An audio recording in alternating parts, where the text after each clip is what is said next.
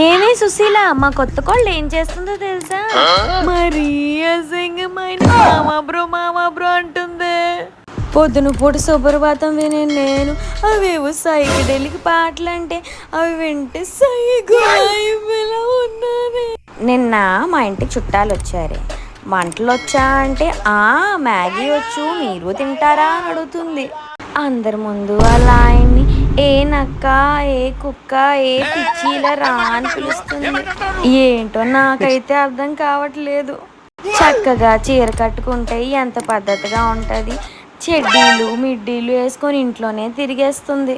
Lunch బాక్స్లో మా అబ్బాయికి డబ్బులు పెట్టి కురుకురేలు లేసులు కొనుక్కొని తినమంటుంది. ఏమైనా మిగిలితే ఇంటికి కూడా తెమ్మంటుంది, పంచుకుందాం అంటుంది.